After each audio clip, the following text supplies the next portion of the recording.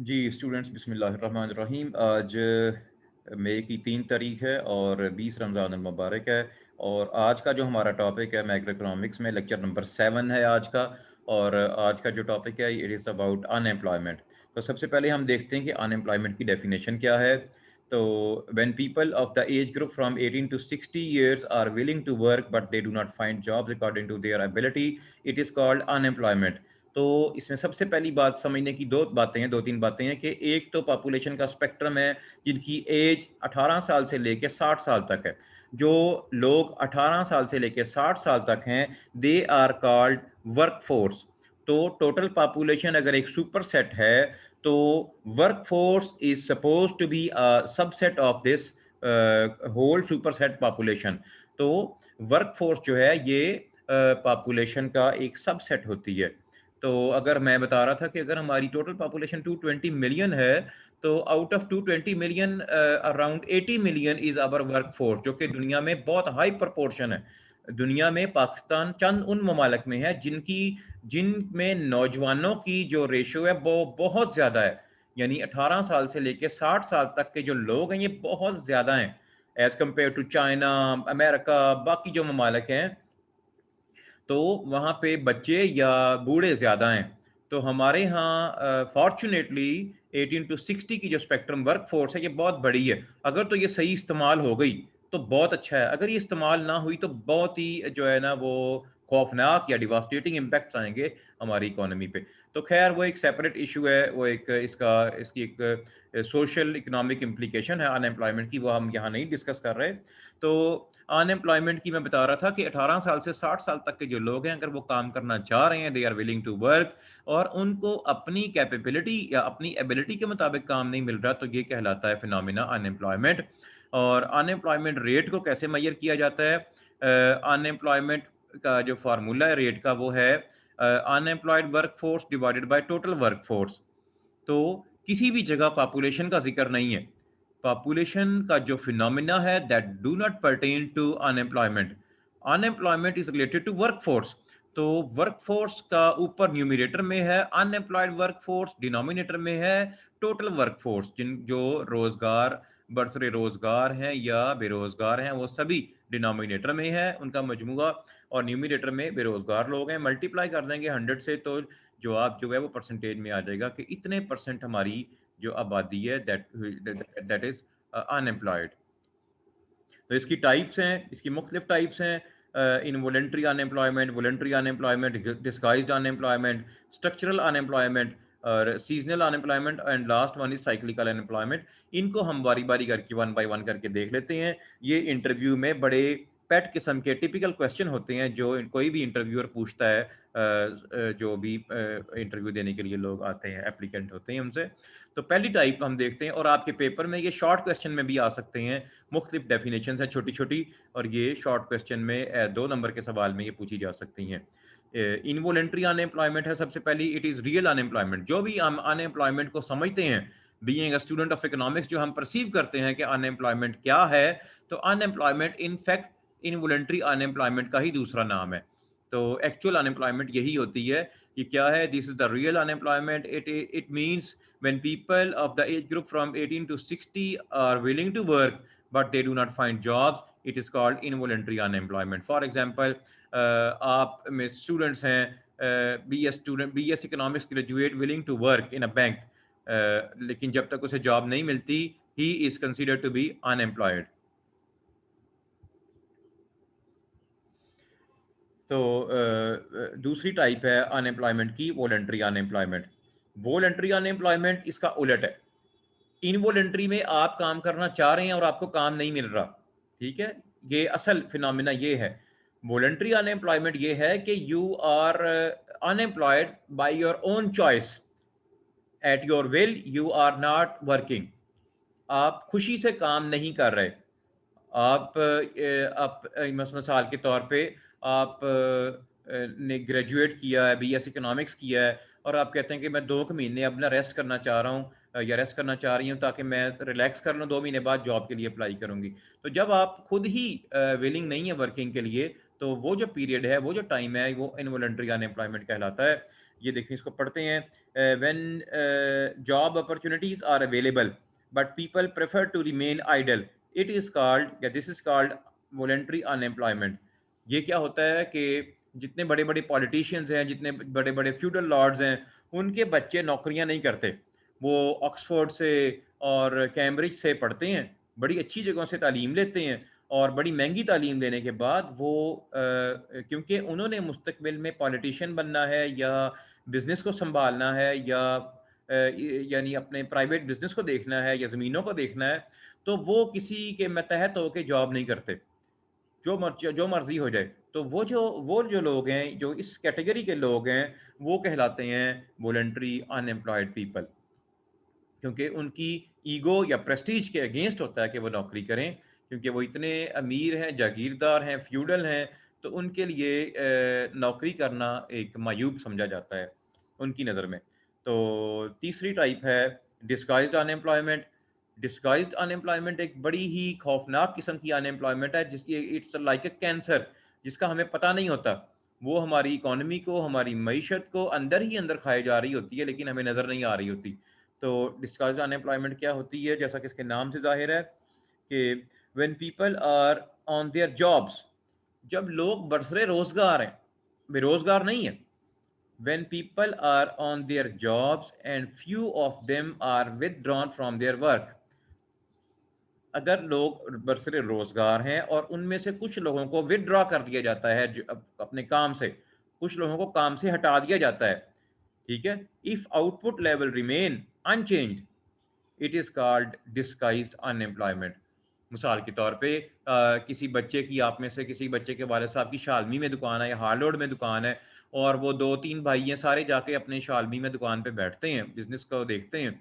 अगर दो भाइयों को बिजनेस में से विदड्रॉ कर दिया जाए, उन्हें कहा जाए कि जी आप कल से दुकान पे ना जाएं, देखते हैं दुकान की सेल पे कोई फर्क पड़ता है, तो आप और वाले साहब देख लें, दो भाई ना जाएं, तो जो दो लोग नहीं जाएंगे बिजनेस पे या अपनी शॉप पे या अपने उसके अंदर काम पे, और आपकी सेल में कोई फर्क नहीं आ रही, आपकी जो सेल है मंथली वो उतनी ही जितनी पहले थी, तो इसका मतलब ये हुआ कि टू पर्सन वर डिस्गाइजली अनएम्प्लॉयड। वो ख्वाम खा आपके बिजनेस के साथ, आपकी काम के साथ जुड़े हुए हैं, एक बोझ बने हुए हैं बिजनेस के ऊपर, उनके होने या ना होने से आउटकम या आउटपुट पे कोई फर्क नहीं पड़ रहा।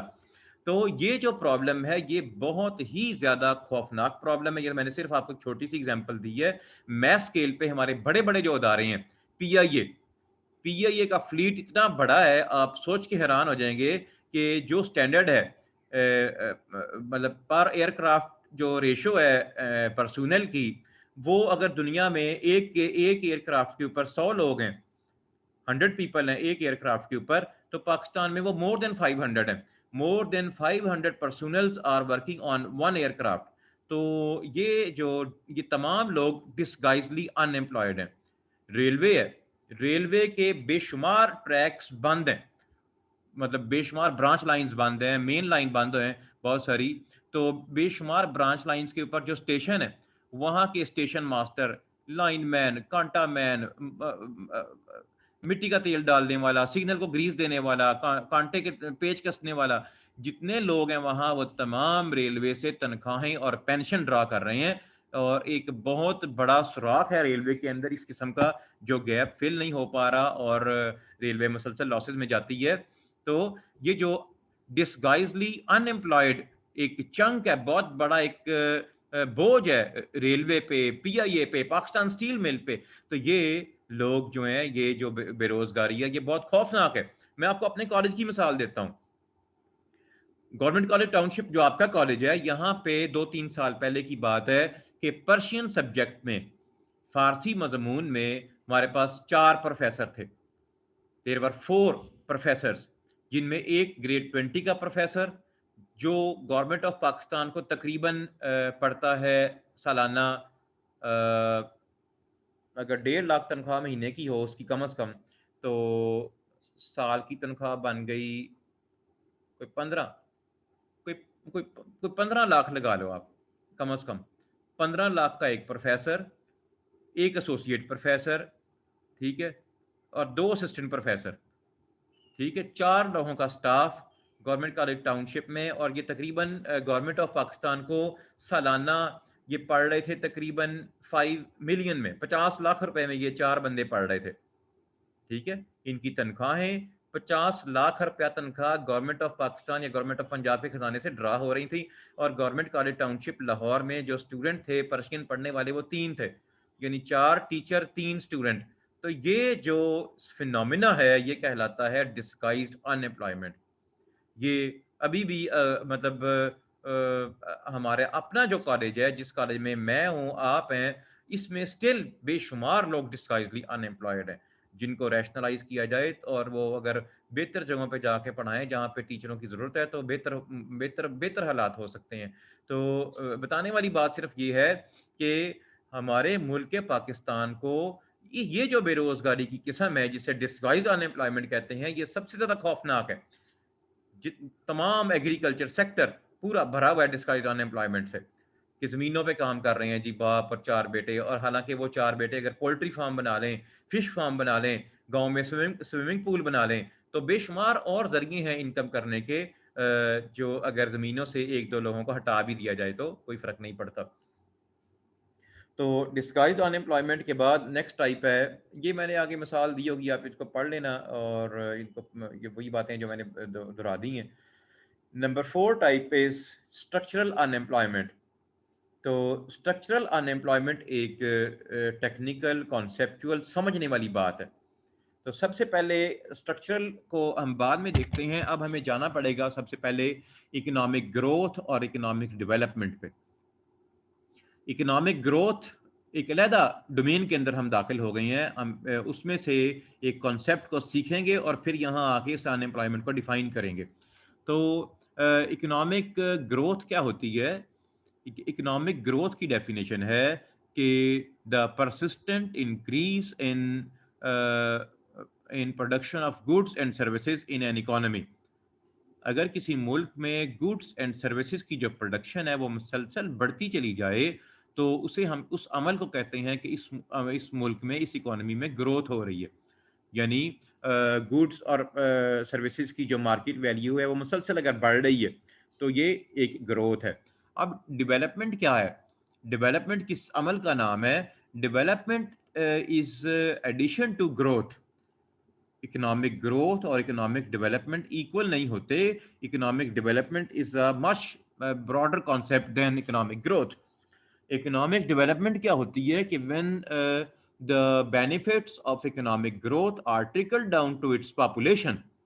जब मुआशी तरक्की, जो मुआशी जो ग्रोथ हो रही है, मुआशी मुल्क में अशिया और खिदमात, गुड्स एंड सर्विसेज धड़ाधड़ प्रोड्यूस हो रही हैं, ज़्यादा प्रोड्यूस हो रही हैं as compare to previous years. तो इस जो मुआशी जो इकोनॉमिक ग्रोथ का जो अमल है, अगर इसके बेनिफिट्स अगर इसके बेनिफिट्स मुल्क के तूलो अर्ज में तमाम लोगों तक पहुंचना शुरू हो जाएं, लोगों को बेहतर तालीम, बेहतर तालीमी सहूलतें, बेहतर सेहत की सहूलतें, बेहतर इंसाफ की सहूलतें, सिक्योरिटी की सहूलतें, और बेहतर पार्किंग, बेहतर पब्लिक पार्क, बेहतर सड़कें, बेहतर मोटरवेज, बेहतर डैम, और ये चीज़ें as compare to previous services, अगर लोगों को ये ज़्यादा बेहतर मिलनी शुरू हो जाएं, तो इस अमल का नाम होता है इकोनॉमिक डेवलपमेंट। अगर ये ग्रोथ के समारात लोगों तक नहीं पहुंच रहे तो वो सिर्फ ग्रोथ ही है, उसके अलावा वो कुछ नहीं है। यानी वो ग्रोथ ही है सिर्फ, और कागजों में या रुपया पैसा बढ़ा है, उसके बेनिफिट्स लोगों तक नहीं आए। अगर मुकदमे अभी भी 20-20 साल चलते हैं और एक वकील जो है फी पेशी अगर आपसे अभी भी 50,000 रुपए लेता है वकील, और 100 पेशियों के बाद मुकदमे का फैसला होता है, तो ये जरा भी डेवलपमेंट नहीं हुई, मुआशी तरक्की हुई नहीं है उस मुल्क में।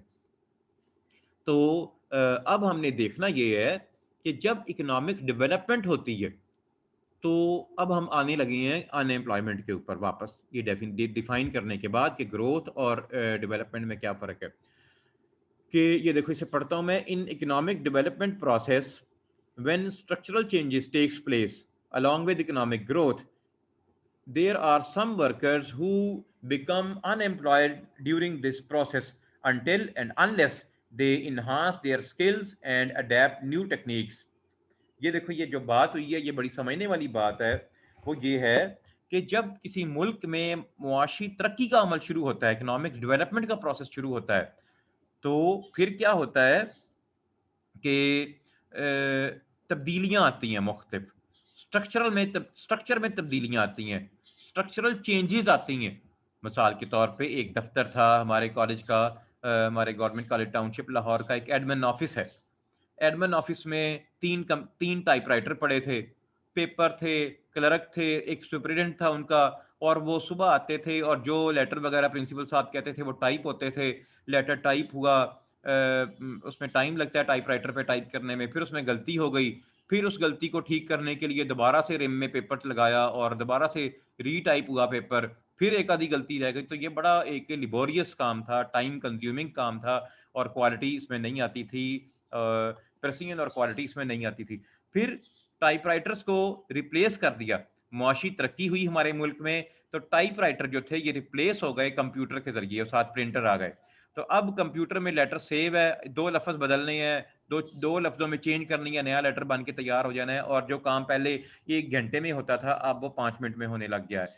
ये जो अमल है इसे कहते हैं structural change. the admin office of government college township has passed through structural change.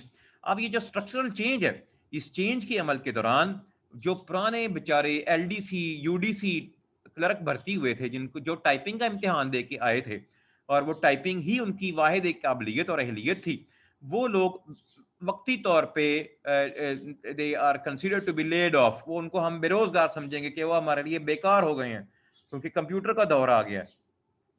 Until and unless, मैंने ये लिखा है कि अनटिल एंड अनलेस ये जो कंप्यूटर के टाइपराइटर थे, ये लोग टाइपिंग करने वाले लोग अपनी एबिलिटीज को इन्हांस कर लें, कंप्यूटर का कोर्स करके, रिफ्रेशर कोर्स करके, कंप्यूटर की टाइपिंग, जाहिर है टाइपिंग तो उनको आती है, जस्ट 2-4 दिन की बात है, तरबियत की बात है, कंप्यूटर पे ट्रेनिंग हो गई तो वो बेस्ट टाइपिस्ट हैं कंप्यूटर के। तो क्योंकि उनकी टाइपिंग स्किल जो बेसिक्स हैं वो तो बहुत स्ट्रांग है।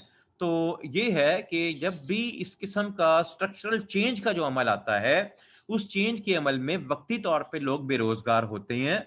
और वो जो वक्ती तौर पे बेरोजगार लोग हैं, वो जैसे ही वो टेक्निक, मॉडर्न टेक्निक को अडॉप्ट करते हैं या उसको सीख लेते हैं, तो वो उनकी बेरोजगारी खत्म हो जाती है। और जो स्ट्रक्चरल चेंज है ये हमेशा नहीं रहती, ये वक्ती तौर पे आती है, फिर दोबारा से इकोनॉमी जो है वो उसको ओवरकम कर लेती है इसके मुख्तलिफ किस्म के ट्रेनिंग और रिफ्रेशर कोर्सेज के जरिए।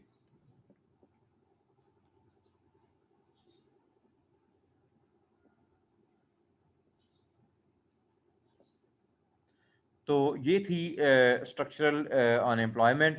तो ये आप इसको पढ़ लेना। इसके बाद नेक्स्ट है, बस एक दो रह गई हैं टाइप्स, फिर मैं आपको क्लास सेशन ऑफ कर देता हूँ। सीजनल अनएम्प्लॉयमेंट, ये बड़ी आसान है कि कुछ इंडस्ट्रीज चलती हैं मखसूस सीजन में। जैसे शुगर इंडस्ट्री है, एक क्रशिंग सीजन है, क्रशिंग सीजन में गन्ना आएगा, ऑफलोड होगा ट्रॉलियों से, ऑफलोड होने के बाद तुलेगा, फिर उसको प्रोसेसिंग होगी, उसकी सफाई होगी, फिर उससे क्रशिंग होगी, फिर उससे चीनी बनेगी। तो चीनी जो बनने का अमल है ये एक मखसूस क्रशिंग सीजन है शुगर मिल का। उसमें बहुत ज़्यादा लेबर की ज़रूरत होती है, डेली वेजर भी आते हैं उसमें। तो लेकिन जब क्रशिंग सीजन गुजर जाता है तो फिर शुगर मिल में जो मैनेजरियल स्टाफ है वो तो बाकी रहता है, लेकिन बाकी लोग बेरोजगार हो जाते हैं। बर्फ के कारखाने हैं, गर्मियों में चलते हैं, सर्दियों में बहुत कम रह जाते हैं, बहुत कम जगहों पे बर्फ का यूज रह जाता है। तो सर्दियों में बर्फ की जो मैन्युफैक्चरिंग है उसके लोग बेरोजगार हो जाते हैं, वो जाहिर है कोई और काम कर लेते हैं उन दिनों में। तो वो सनतें जो सीजनल नौयत की होती हैं, वहां से ऑफ सीजन में जो लोग बेरोजगार होते हैं उनको सीजनल अनएम्प्लॉयमेंट कहते हैं। ये कोई मेजर प्रॉब्लम नहीं होती इकोनॉमी के लिए।